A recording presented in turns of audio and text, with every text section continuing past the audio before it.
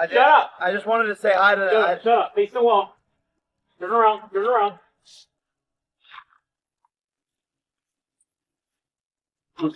Give me your hat. Yeah. And you weren't really sparring. You were fighting. We were fighting all the time. And just guys getting dropped all the time. And that was just the kind of gym that I was in. But this wasn't a real fight. He was pulling punches. He wasn't giving it his full effort. So here's what just went down with Joe Rogan and this whole Jake Paul situation. The man came out swinging with this brutal reality check, and I'm telling you right now, he's not sugarcoating anything about these arrest rumors floating around. Rogan dropped this bombshell warning, making it crystal clear that no amount of fame or cash is worth gambling with your actual existence. We're not talking hypotheticals here. This is life and death stuff happening in that ring, and he's screaming from the rooftops that these dangers are as real as it gets. Word on the street from combat sports insiders is that Rogan thinks Paul needs to pump the brakes and take a hard look at where this path is leading before he even considers lacing up those gloves again. The bottom line hits different when you realize that chasing clout through potentially rigged fights could literally end everything you've worked for. And I mean everything, permanently. You can't think, you can't do things, you don't know what the fuck you're doing in life. It's like literally everything is the quality of your ability to think. And I knew that I was putting that. Rogan kept hammering this message home with raw, unfiltered intensity. Boxing will mess you up in ways you can't imagine. And fighting with this kind of reckless abandon could leave you dealing with consequences that follow you forever, assuming you're still around to deal with them. But wait, there's more to this nightmare scenario. He's also putting it out there that getting mixed up in illegal fight fixing opens the door to serious legal trouble that could destroy your entire career. We're not just talking bad headlines and Twitter drama here. This is real courthouse, real lawyers, real prison time that could wipe out everything you've built from the ground up. Rogan's message couldn't be more direct about this reality check. The punches hurt, the damage sticks around, and when everything goes sideways in that ring, there's no reset button to save you. I've seen the script, rig, this, that, and the other. Do you think now, at the very least, that talk goes away? Broke his jaw, went in there against Anthony Joshua. At the very least, do you think that you guys can move on from that? Like, that won't follow you? No, I don't. I actually, our lawyers are actively going after a number of people. One who claims to be a lawyer himself online. I don't remember the name or the handle, but it was something that had like 200,000 likes. And basically this post said there was an agreement for AJ not to knock out Jake, but AJ disregarded the agreement and decided to not get his payday, but knock out Jake Paul. So it's pretty astonishing what people say. Your dear friend Lou DiBella, saw him put up a bunch of ridiculous things and even said, Nikisa, go ahead and sue me. But this wasn't a real fight. He was pulling punches. He wasn't giving it his full effort. And so for the people, again, just to clear this up, because I asked Eddie this question, I'll ask you the exact same question. Once and for all, was there any sort of arrangement as far as it should go this many rounds? Because that's the one that I've heard. Oh, Anthony agreed to 3 rounds, 4 rounds. Can you tell us in black and white if there were any talks of any kind between the network, the promotion, the fighter? There has never once in Jake Paul's career been any talk of that sort, of anything to do with the fight being anything but a real fight that has exactly the same situation as any professional fight. And that's exactly the same thing here for the Anthony Joshua fight. It's just beyond mind-blowing that people would think that. Anthony Joshua was on record saying that if he didn't finish him in the first round, that would be disappointing, that it would be a failure. The narrative changed as we got closer to fight night and obviously post-fight, and I understand why, but they were pretty adamant it would take max 2 rounds. Now here's where the plot thickens, because Nikisa Badarian came forward to set the record straight once and for all. He's officially shutting down any suggestion that Jake Paul or his crew did anything shady or tried to fix the outcome in any way whatsoever. These wild rumors have been spreading like wildfire across every social platform you can think of, with people claiming the Joshua fight was somehow staged or predetermined, and he's calling complete nonsense on all of it. Badarian broke down how these conspiracy theories have gotten completely out of control, including this viral post claiming that there was some secret deal for Joshua to go easy on Paul. He explained in exhaustive detail that Joshua showed up ready to fight for real, throwing genuine punches and competing at full intensity every single second of every single round. Badarian stressed with absolute certainty that Jake put in legitimate work, faced authentic danger, and took real punishment against a world-class fighter who wasn't pulling any punches. He also made it clear that lawyers are already going after specific people spreading these fake stories across the internet. Getting this truth out there matters more than anything for protecting Jake and his team's reputation, making it absolutely undeniable to everyone watching that this was a real fight with real consequences, and anyone pushing fixed fight theories is living in fantasy land built on pure speculation. Because here's the thing. Look at all them celebrities like dude from the Mighty Ducks, the little boy actor that got strung out on drugs. And all his fronts and all his teeth were missing from being on meth or whatever, you know what I mean, whatever drug of choice he was on. There's no coming back from that. The people who like dissipate their teeth through drug usage, you don't get like a second set. So if I'm not mistaken, the dude from Mighty Ducks, somebody like he's been clean and they gave him a makeover and he has like pretty much fake teeth. So yeah, the teeth are going to be cooked. Now, I agree with the other part that Rogan was saying, but let's keep going. Yeah, I think he went into that fight knowing that was probably going to happen, and ultimately, the big win for him would be that he was even willing to do it, and that he could do well for a little bit. Yeah, and I've already expressed my thoughts on this. I'm not giving no props for a person who says I am a real deal boxer because I went in and get smashed and got my jaw broken, but I lasted longer than Ngannou.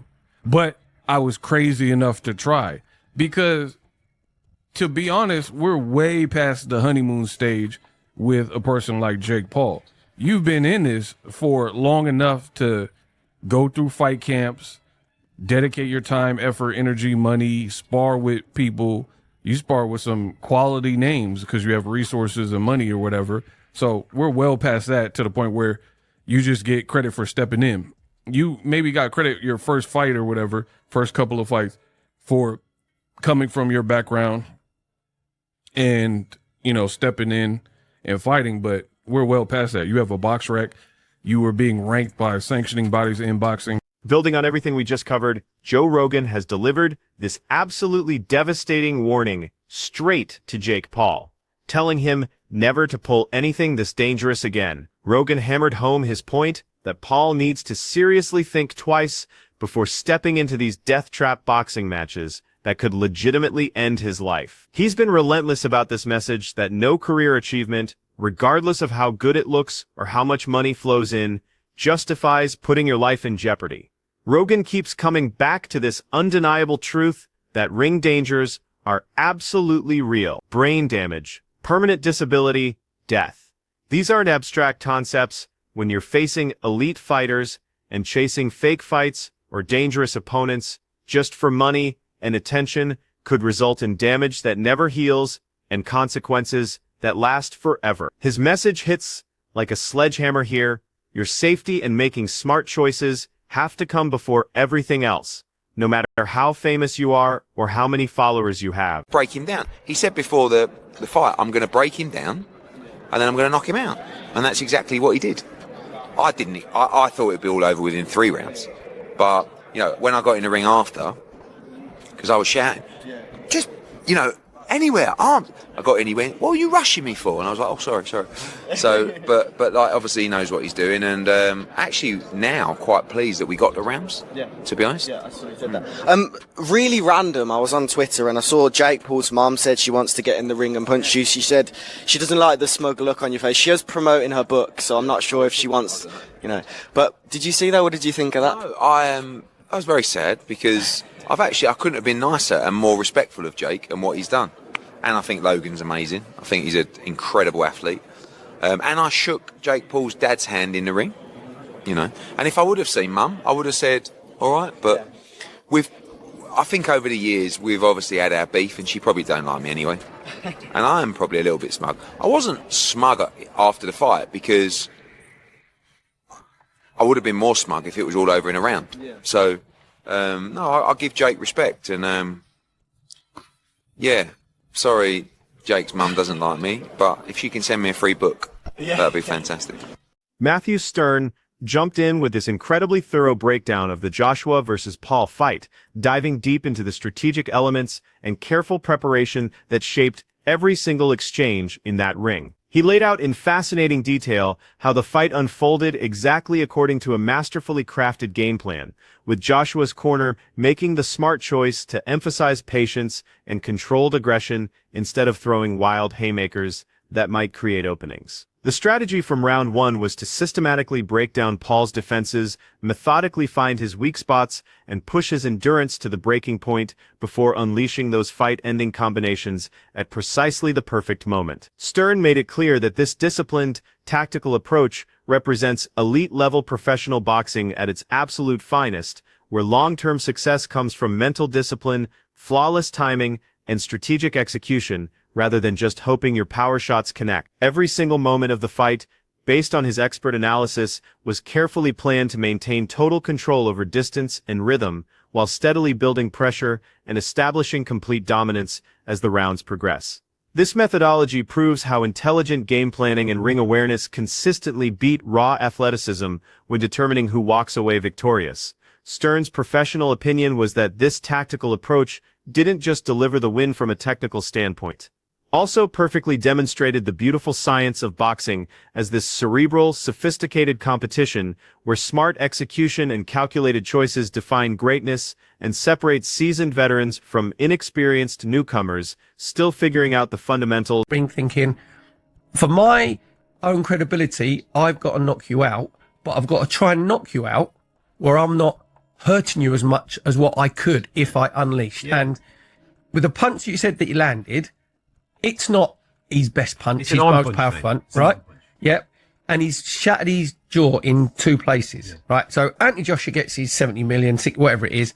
But I think he's sitting there thinking, thank God for that. Thank God. On a human level, I've come out, all right, I've sort of, not reputation, but I haven't hurt him as bad as what I could have. There should be an awful amount of people breathing a massive sigh of relief. Anybody that put that fight together, athletic commissions, like you said, it wasn't a fight. No, it wasn't at all. Like you said, it was a prize fight. It was an event. If Anthony damages him, he's got to live with that for the rest of his life. Absolutely. That's a lot of stress to deal with. You know what I mean? So I'm sure he's bleeding inside of relief. The team that have put him in there, that have negotiated that for him, but the authorities that put that on and commissioned it as a proper boxing match, I've no doubt. Does that go on his? Because it's a professional boxing. Do you know what? If I was Anthony Joshua, I would be saying I don't want that on my record. But for the credibility of them putting the fight on, they would have said to him, "No, we've got to say this. It's been commissioned. It's going to be a proper fight." And I found it. I love my boxing, but I just find the whole thing really, really unedifying. You said about get followers. You mentioned Tommy Fury. Tommy Fury is nowhere near his level of getting like a British title fight or whatever. Nowhere near. So it's basically he's like beat Jake Paul. Well, beat Jake Paul. But so but what I'm saying is that's 100. I stand by that, and I think Tommy would admit that. You know what I mean? To become a British champion is a very prestigious thing to do, and I think he would struggle to do that. Adam Ketterall entered this discussion with a brutally honest evaluation of the Joshua versus Paul matchup, and trust me, he didn't hold anything back in his assessment. He highlighted this massive problem plaguing modern boxing, where social media fame and celebrity status increasingly determine major fight bookings instead of actual talent and legitimate competitive rankings. Ketterall made a compelling argument that Paul's meteoric climb through professional boxing ranks has way more to do with his enormous online following and established celebrity brand than any real technical ability or serious experience competing against quality opposition. Based on Ketterall's thorough analysis, even though Joshua was clearly holding back his most dangerous combinations and restraining his full explosive power, he still demonstrated incredible ring control, pinpoint accuracy, and clinical precision throughout every exchange, connecting with shots that inflicted genuine damage and exposed exactly how enormous the skill gap really was between these two competitors. This obvious and undeniable difference sparked widespread speculation that various elements of the fight might have been influenced or controlled by commercial interests and promotional considerations rather than pure athletic competition and sporting integrity. Stories spread rapidly through boxing circles, suggesting Paul supposedly tried to control or manipulate the fight's rhythm and intensity to reduce his personal danger and protect his public image, highlighting these growing concerns about how celebrity boxing increasingly puts entertainment and marketing ahead of authenticity and legitimate sporting competition. Keyterill's insights really expose how these modern spectacle-driven fights can seriously compromise competitive integrity, shifting all focus and resources toward entertainment value and commercial appeal instead of genuine skill, tactical sophistication, and the timeless principles that have always defined professional boxing at its highest level. And it feeds into the story of him being perhaps a little bit better than we sometimes think, although I don't really co-sign on that. Let me make the point. The first point is, I think people are overreacting a little bit. A little bit. People were suggesting when I got on social media that this was like the biggest farce they'd ever seen in their life, and that this was, how could he fight like this, and this was a disaster, and Joshua should have got him out there earlier. There is probably some evidence to suggest that I don't think Joshua was carrying him in the sense of, hey, they coordinated this ahead of time. But was Joshua really stepping on the gas? No, I don't think he was really stepping on the gas. There were times I think he clearly pulled his punches, partly because Jake was squirmy and rotating on the outside. Also in part because I think, as I indicated on Friday, he's watching this guy with pretty bad footwork. He was literally tripping over himself, and he realized he just can't keep this up. So there was that. But people were acting like, how could this be? How could this have happened? Guys, on Friday's MK, and then before that, earlier in the week on Submission Radio, they asked me on Submission Radio, how do you think he's going to fight? And I'm like, he's going to run. And they're like, you don't think he's going to clinch? I'm like, okay, he'll clinch at times, but then the rest of the time he's going to run. What other way was this going to go? What other way? Sam Jones delivered this completely raw and unvarnished reaction to the Joshua versus Paul fight that honestly reflects what most serious boxing fans were thinking, pointing out that the bout was genuinely painful to watch from beginning to end, and not because we were seeing these incredible back-and-forth wars that keep you glued to your seat. No, it was painful because of the obvious technical shortcomings that were constantly visible throughout the entire contest.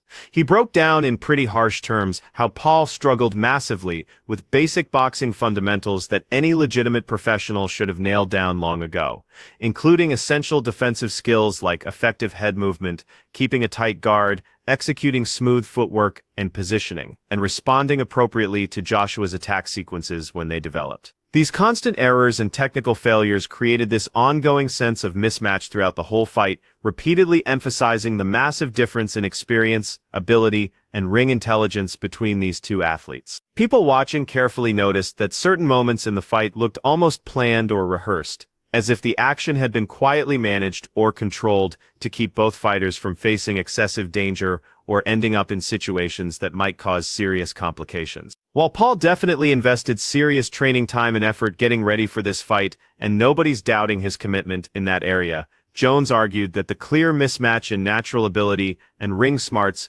combined with these supposed hints of managed pacing and controlled sequences, created this viewing experience that felt genuinely awkward and unsettling for those of us expecting real competitive drama and legitimate sporting excitement. The fight really highlighted the serious problems with combining celebrity status and social media popularity with professional boxing competition, showing in pretty obvious terms how spectacle and entertainment priorities can completely override genuine skill and authenticity, leaving hardcore fans questioning whether these contests were performance and entertainment overlap so clearly and deliberately. It just wasn't. Jake Paul had a very healthy fear for his life while he was in there, and he was moving as such. He was staying away from him.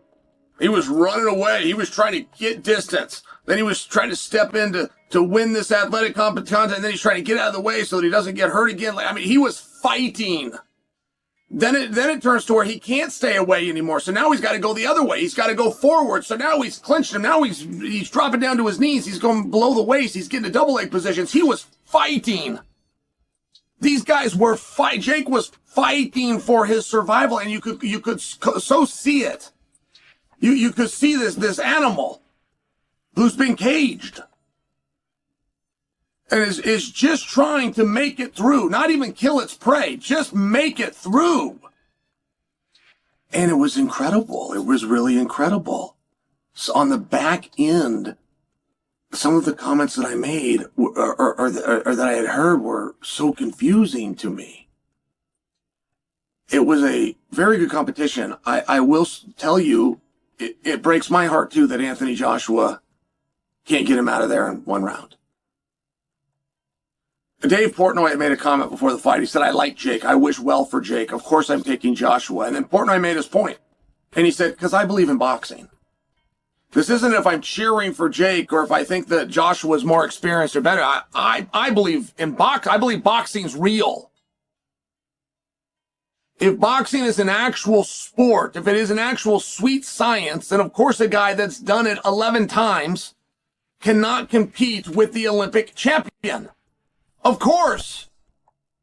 Chael Sonnen expressed some seriously harsh criticism about this whole fight setup, emphasizing with real worry that matchups like this are way too dangerous to be happening under anything resembling normal competitive conditions in professional boxing. He painted the contest in these striking terms as feeling less like genuine, legitimate athletic competition between two fighters testing their abilities and more like this frantic fight for survival, where both the physical dangers and the career consequences were recklessly, almost irresponsibly high for both participants. Sonnen stressed with genuine urgency that when inexperienced fighters decide to face elite professionals who've dedicated decades to mastering their skills, they're creating legitimately life-threatening scenarios that could end in permanent disability or death. The alleged scripting involvement from Paul, combined with these extremely dangerous matchups that probably shouldn't get approved anywhere, really highlights and amplifies the problems we're witnessing throughout celebrity boxing. From Sonnen's view, this expanding trend of mixing celebrity culture and social media popularity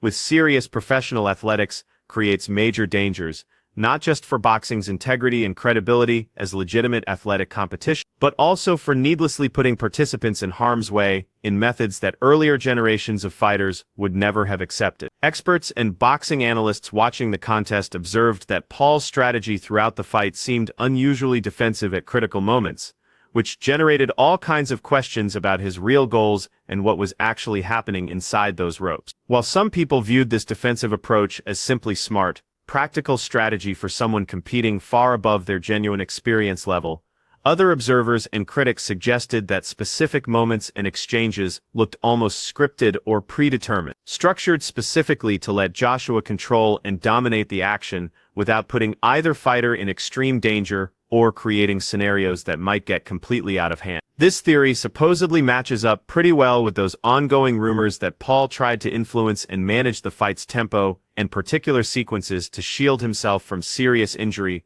while simultaneously maximizing the entertainment factor for the huge audience tuning in. These fighters weren't participating in what most people would consider a genuine boxing match in the classic sense. That wraps up everything we needed to cover today, and honestly, we went deep on this controversial fight and all the chaos around it. Keep watching for more updates, because you know this story is far from over.